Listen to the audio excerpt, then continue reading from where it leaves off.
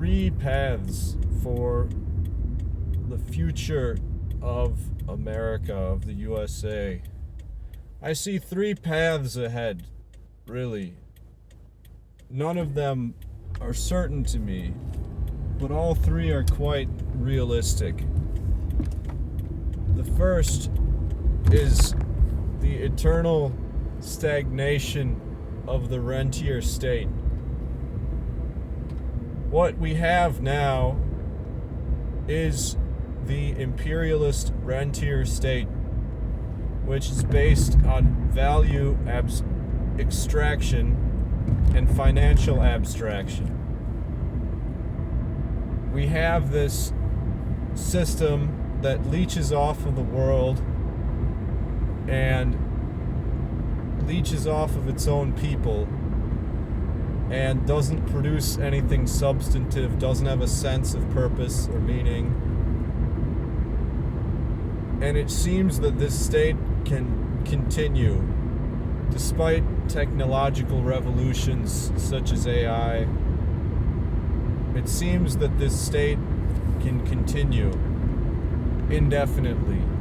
Bread and circuses, there's enough abundance food-wise, purely food-wise and land-wise, to give people living space and give them enough to eat here.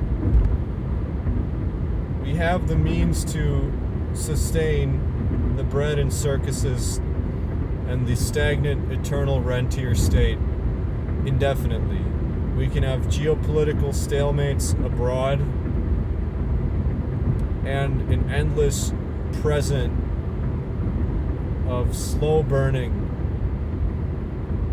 and meaningless feeling life. It's like the frog is in boiling water, but the water never boils. It gets hot enough that the frog won't leave it, but it doesn't kill the frog. It just sits there in the heat.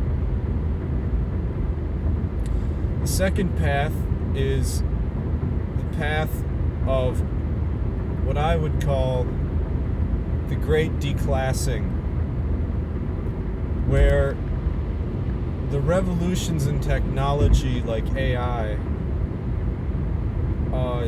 now we had the internet revolution during the time of deindustrialization. That did make things more efficient, but it didn't totally revolutionize things. It kind of made IT a thing, and IT is a gigantic industry, and the digital control of, financial services, that kind of thing, solidified power in a type of way.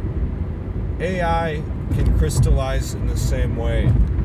So yeah, the AI is rapidly advancing and automating things, but it may also stagnate and crystallize as the tech matures.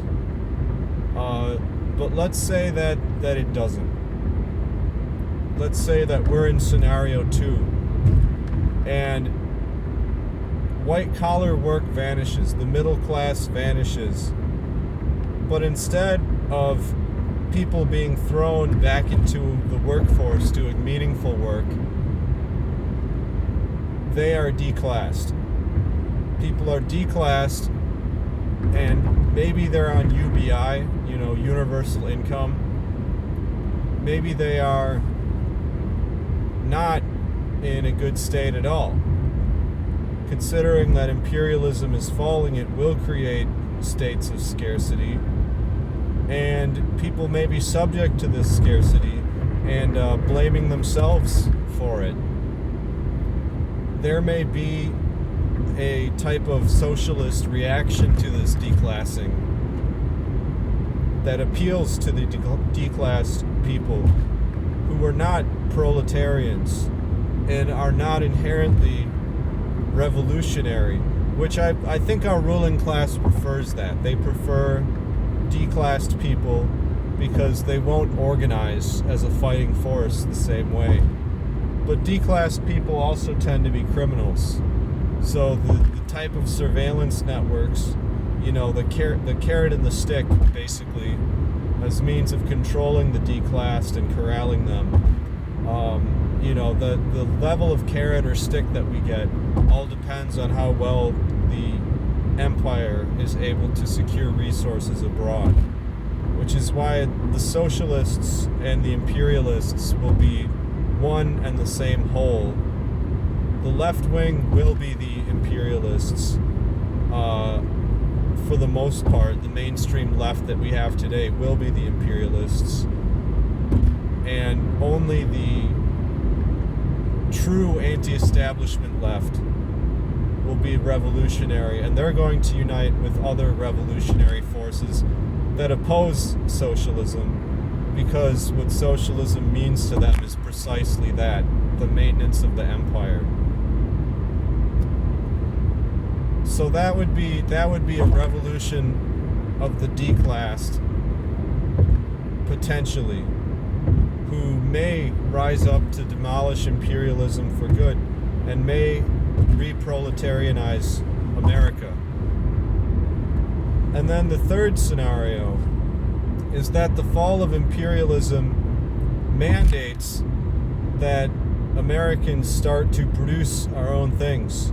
People become reproletarianized not under the conditions of the second scenario, the revolution of the declassed, but under a third scenario where now there's a new proletariat who is really producing things in America, and this proletariat would be much fiercer than any in the past in the long run, simply because they understand the level of abundance that exists and the pointlessness of their jobs.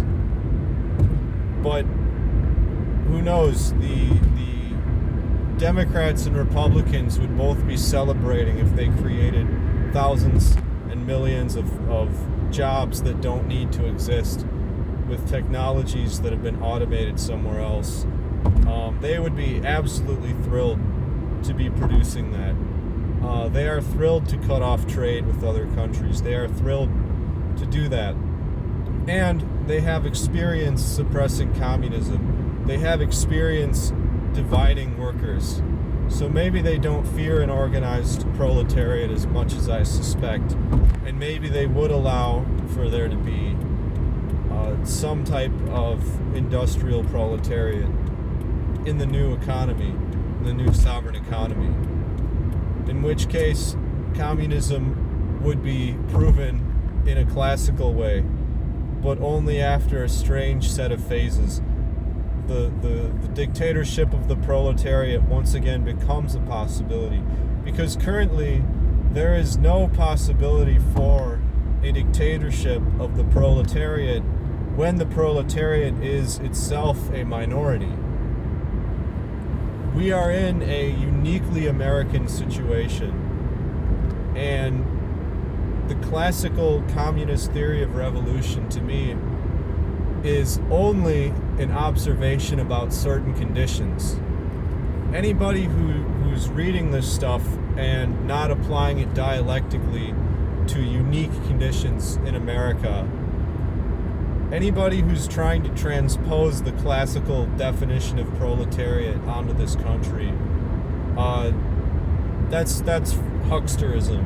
That's treating Marxism like a Bible, as opposed to understanding Marx's method and applying it to your own country.